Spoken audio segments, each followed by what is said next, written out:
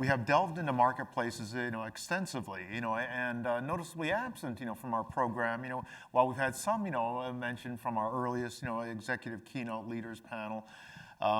This session and the next, we're going to be talking a fair bit of, marketplaces. So again, my honor to again, have Kunal, Danny, and Patrick, here on stage with me. We've known some of these guys for a decade or longer, right? So let's kind of just start with some introductions. Let me start with Kunal. Sure. Good afternoon. Kunal Takar. I'm the Chief Supply Chain Officer with Thrasio, which is the #1 aggregator today. Prior to this, I've spent time leading Walmart's international e-commerce operations, Chief Supply Chain Officer for Newegg.com and some other organizations, but very excited to be here to meet the audience. Yeah, we'll definitely tap into some of it, like Kunal's, past experiences as well. I've had the pleasure of being on stage with Patrick, several times. Patrick, please. Yeah, thank you. So Patrick Frith, Avalara. We have the orange booth outside with the sunglasses. My responsibility with Avalara is to help solve our customers' headaches when it comes to cross-border, specifically in terms of duty and tax calculation, guaranteed landed cost, and HS classification. Been doing that for a few years now. Prior to that, I was in the carrier world with SF Express and DHL Express. Great, and then Danny, please. Yeah, Danny Martin. I'm recently promoted VP, so slide is there. VP of Digital Sales at Nutrabolt. Nutrabolt is a active health and wellness company. We have a couple key brands in the kind of pre-workout and recovery space. I've been with them for about 6-7 years, setting up originally their international marketplaces, and now lead all of the kind of digital sales. So Daniel, let's kind of keep going and give us a sense of, the Nutrabolt situation here. Which markets are you selling? Which marketplaces are you selling in? Kind of give us a lay of the land of your geographic footprint. Yeah, obviously the U.S. is our key market, our largest market, but we sell in, I think we're in over 120 countries through either direct or distribution partners. Originally, historically, our company started in brick and mortar and retail and distribution internationally, but over the last 5 years, 6 years, we've grown our digital presence to be about almost a quarter of our revenue for the company. We sell on the big marketplaces, obviously, and then a number of websites that are in our space. Our key markets are the US, Japan, Germany, and the UK. We've struggled. We were gonna expand to a lot of other international markets, but COVID kind of put a pause on that. As a company, we decided to really focus on the key ones and invest there, have our resources focus on that, and then kind of we've paused some of those other markets until kind of things normalize. Inventory has normalized after a couple of years of struggle, but now we're running into inflation, high devaluation of currencies versus the US dollar, and a potential global recession. So there's never a boring day at the office, I guess. Where are you at now with the supply chain challenges? And maybe give a sense of, just what a roller coaster it has been for you guys.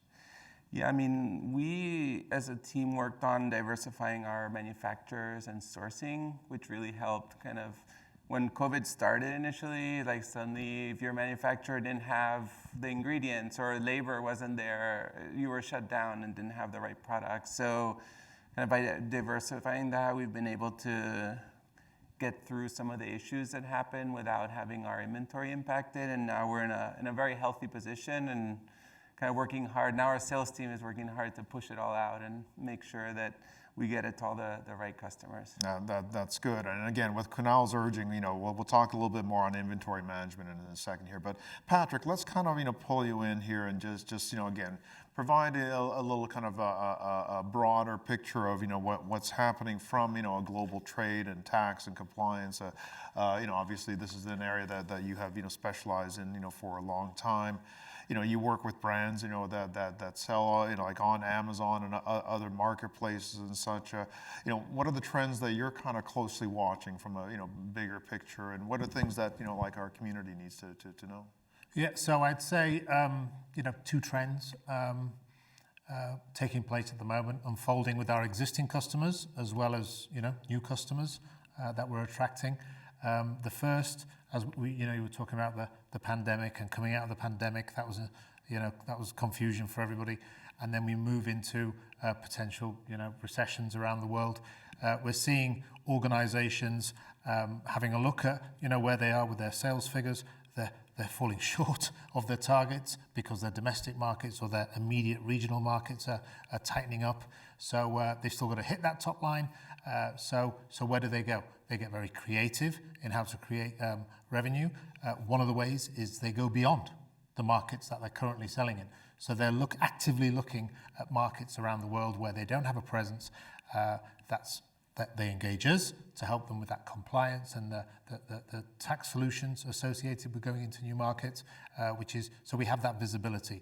More organizations, even brands, going into new markets to shore up the revenue and make those top line targets. Trend number one.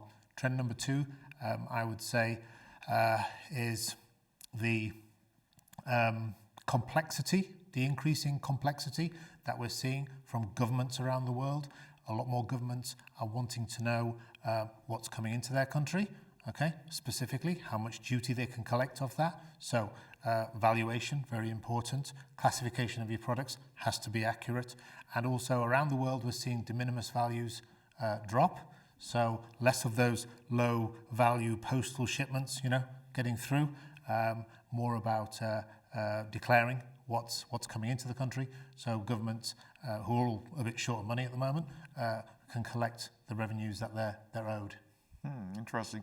Your first trend, like on brands who are actually expanding their geography, going into new markets, is that often through marketplace channels, or is it more through DTC e-commerce, or a bit of both? What are you seeing out there? Both on the upward trajectory, but more so DTC, I would say. So I was speaking to somebody actually just over a coffee earlier on, who's experiencing growth international DTC, and they're in that crossroads at the moment of how am I going to tackle this?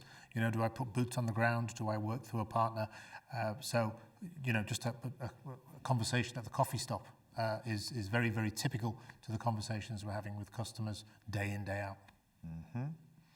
Kunal, we've known each other for a long time, back to some of your Newegg days, and we'll definitely want to hear a little bit more of the Thrasio business model, because I find it's very both timely and very, very interesting. But kind of similar to my question to Patrick around just some broader trends that you're observing. You kind of talked to us in some of the prep calls around kind of getting back to the basics, right? And some of that could be focusing on kind of core markets. Just what are some of your observations of kind of the market in general? Yeah, that's a great question, and I think the last 2 years have made us learn things in a different way. I would say whatever us as executives may have experienced in the last 20, 25, 30 years, the last 2 years were definitely new in terms of a black swan event with COVID, et cetera. But I think when we start thinking about supply chain in general, right, is the flow of information, funds, and goods upstream through downstream. And the way we manage business or supply chain complexity in the last few years has been a little bit more dynamic, right? In terms of supply chain disruptions, supply-demand imbalance, stocking on more inventory, having a better safety stock level versus just in time, picking up on inventory that we had an anticipation that we'll sell because the e-commerce was booming, et cetera. So I think that's created a space right now where tons of companies are sitting on excess inventory, right? And when we start thinking about scaling that across the global market, not only the US or the North American market, but the global market, I think that problem can scale. And when you scale that problem, it can get any company into a tough situation. When you talk about inventory management, that's cash flow and that's keeping the ecosystem and the flywheel going, right? So some of the trends that we're seeing at least is, and personal believer, as most of us here, that we got to be customer-centric, but let's stick to the basics. What is our core business? Where is our core business concentrated? If it is the US, then let's get the US business back to the normal, right? We talked about normalizing the inventory. Let's start at where we have the majority of the share in business. Let's get the right products at the right place at the right time, at the right cost now, right? Because as we see the transportation costs are also declining, we want to take advantage of that. And at the same time, we need to figure out strategies over here to incentivize individuals or customers to start becoming more cash optimal and release that excess inventory. And then where we have a high demand, becoming profit optimal and having the right depletion plan for that. So that's very important in terms of getting it back to the basics in the market that we are in. And we are seeing that by following those best practices and leveraging them, we are seeing great growth in general in business in the North American market. As far as the international market is concerned, again, there is huge potential. And some of the speakers earlier said a lot of positive things about certain markets that are doing well. But the way it's, again, a case by case, right? Depending upon what your situation is, what your standing is, what your penetration is in the international market, you've got to take this, as I say, every lock has a different key. You got to take it, do what's best for your business. For us at Thrasio today, our focus is North America, and the international market is evolving naturally and organically. Back in my Walmart and Newegg days, we used to have a very good focus on international markets, and there were certain markets that did really well. So we went and had localization over there versus some we just did cross-border, and we tried to scale whatever business we could get out of it. But as far as summarizing the trends, I'd say stick to the core, get the business back to shape, because the last 2 years have done a lot of disruption in general, both on the top line and the bottom line. Second, keep disrupting. There are certain markets that you might be familiar with. There are certain that you're not. Test it out, do that. And last but not the least, let's not forget that there's always this balance between customer experience, because we all are customer-centric, and operational cost and profitability, because that's a long-term plan. Well, then let's kind of shift a little bit to Thrasio's business model and explain a little bit of what you described as the P&G-like kind of business model, but all in the pursuit of kind of scale efficiencies, if I could say that. Is that fair? So yeah, I'd love to. So Thrasio, as I mentioned earlier, is one of the first or the largest aggregators for third-party marketplace companies on Amazon. So technically what that means is that if there is a company that's doing great in terms of its category on Amazon, in terms of ranking and ratings, we've gone ahead and acquired that company. In the last few years, we've acquired over 180 companies, over 208 brands. And this is all digital online. But with that, we start owning close to 200 supply chains, right? Because each of these companies come with its own complexity, its own supply chain nuances and benefits. So as far as scaling, there's definitely a lot of opportunity in general in these business models, where you have manufacturing happening in over 1,000 countries, or 1,000 suppliers, sorry, that you take those manufacturing with those 1,000 suppliers and you try to identify the key platform suppliers that you're going to consolidate that with and get the economies of scale. The same thing happens in the upstream through downstream. When you talk about manufacturing and procurement, then you come down to your transportation, which is your first mile, middle mile, and last mile. There is tons of opportunities there to partner with big business partners and then try to consolidate that over there.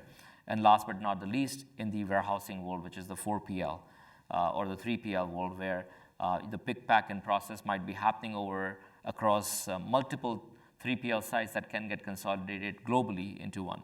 Now, all this in lieu of having the best service, the best capacity, and the best cost. Right. So I think that the opportunities are amazing out there, especially now that the things have settled down after the pandemic. The transportation costs have gone down. And then when you have this type of volume, then you definitely want to take advantage of it, including integration of the right technology. Mm-hmm.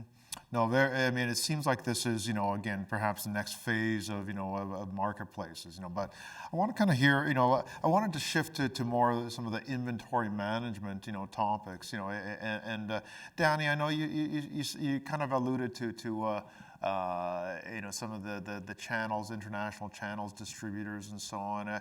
The history at Nutrabolt seems to have, multiple go-to-market, channels. Just wondered if you can talk towards, the broad inventory management, approach. Are you commingling, inventory, pools, or again, do you have, dedicated, warehouses for certain channels and so on? Yeah, definitely. So usually, especially when we're looking at international expansion, cross-border trade is usually our first step. We're looking at kind of entering a market, and within our space, regulations are different in every country, and not just on the ingredients, but also on labels and claims you can make in each different country. So we look for a formula, an existing formula we have that can work in that country. We look for established marketplaces where there's already kind of a set customer base, be it Amazon or Rakuten in Japan or Tmall in China, and start looking for a partner to localize into that using cross-border trade. Once we've kind of found traction in a market and we see that there's demand and brand awareness, we start looking into local manufacturing options. So initially, being able to pull from the inventory from more established markets lowers the risk, because it's going to be a small piece of that. It's not going to change too much. Once we have that demand, we look for local partners. So now we manufacture in Europe. We just started manufacturing in Japan as well, which I said were two of our key markets, and allows us to provide a much better customer experience. Like now, fulfillment options are much better. We can localize products. We can really adapt it to the market itself and push on the marketing. So it's a step, and I know on the calls Patrick brought up, like that is a base to go somewhere else later. So yeah, once you have manufacturing in Japan, it's much easier to reach some of those other Asian countries. Or in Europe, we have UK and Netherlands as kind of the two sites, but now we can reach that whole region. So. Yeah, Patrick, pick up on that. Again, you talked about kind of a common approach that you may see with, some brands to, again, really look for the cues of, where they plant a new flag in a new territory, as I recall. Right. So we see the life cycle of, brands, marketplaces, merchants, retailers, as they go from, crawl, walk, run. They expand into foreign markets. D2C typically, we see all that because we power the calculations, duty and tax. So, we make hay while the sun shines during those periods. And then when they hit that tipping point, that volume tipping point, then they plant the flag. And they say, okay, enough of all this D2C, thousands and thousands, transportation costs are really high. Let's set something up, whether it's manufacturing in Japan or warehousing in Atlanta, whatever it may be. And they move, they consolidate, they move stock, the hot selling items typically move over, and from there, then they fulfill. They're on the same time zone, so customer service is more responsive, it's normally in the same language, and transit times are a lot shorter. So they can fulfill from that new base, that new flag that they have, they can fulfill, and that's when we see the second spurt. So when Danny eventually goes from Japan to Korea and China and all those local markets, then you see the D2C, and then the cycle repeats itself.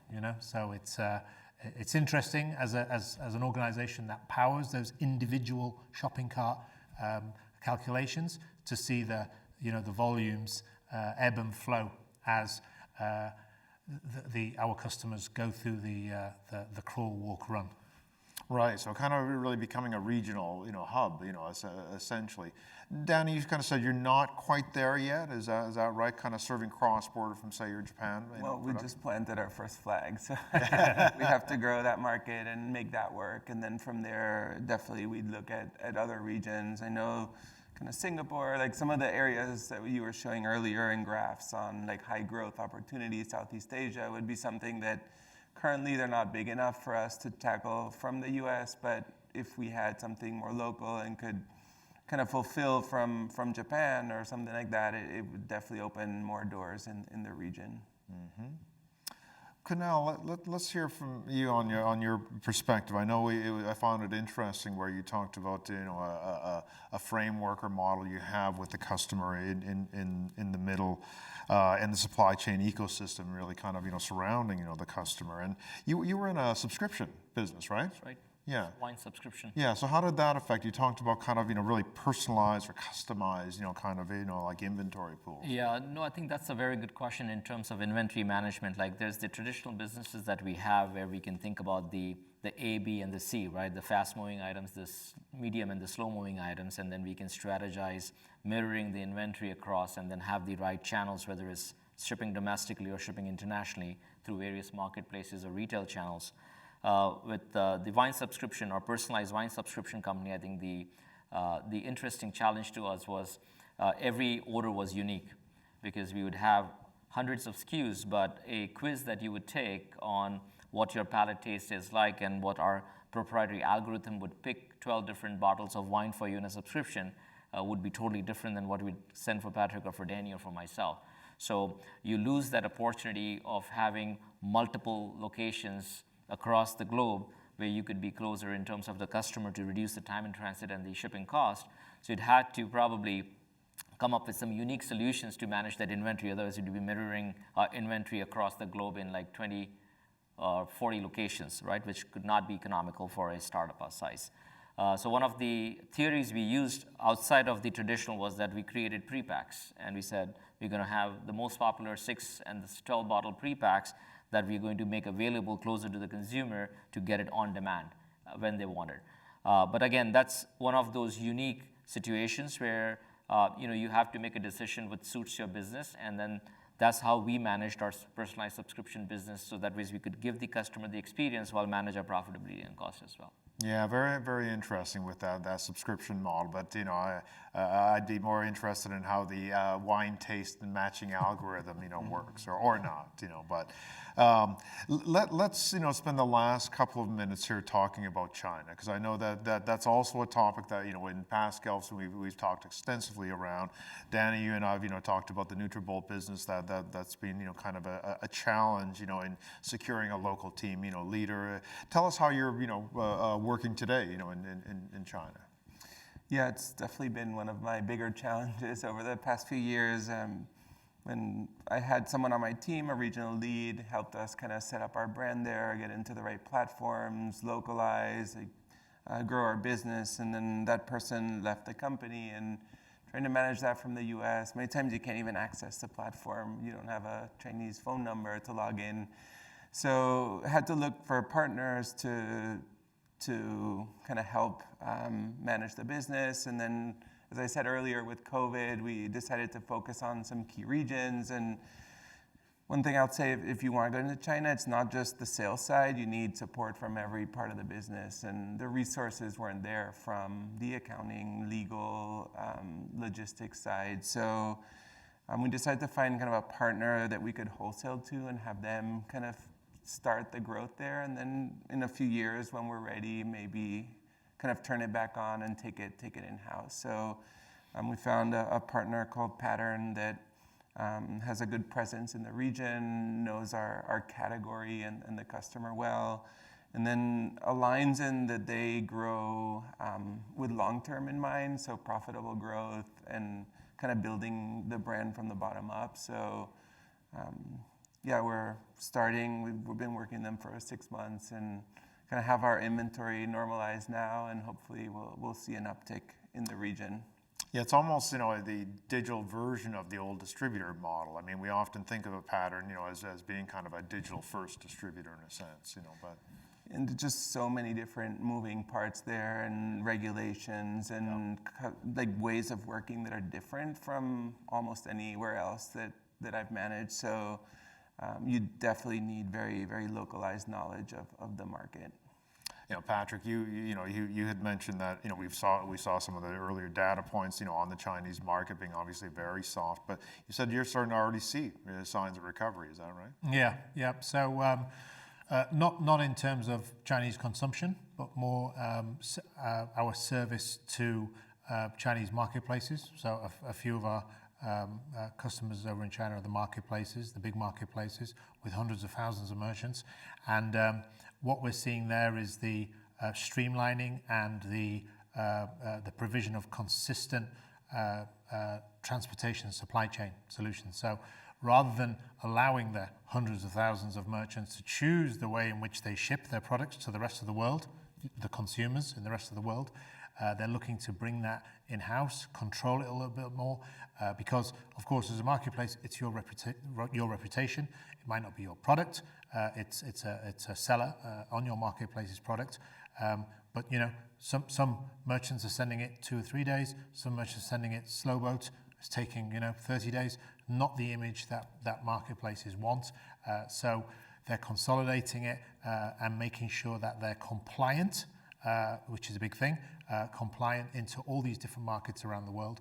So that's the activity we get involved in, and it's coming back. It's great. It's great to see.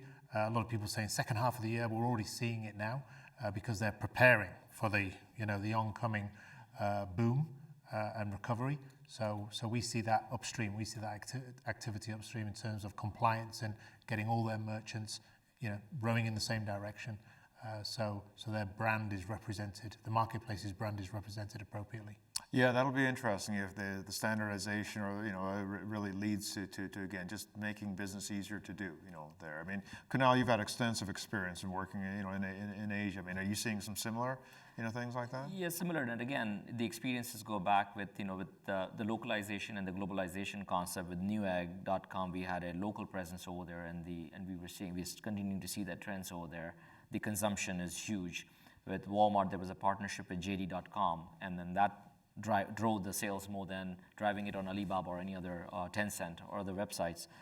With Thrasio, we see there's a lot of consumption and traffic and traction, but again, as I said, we're sticking to the core, and then as business expands, we're going to capture on that demand and then penetrate that market sooner than later. Mm-hmm.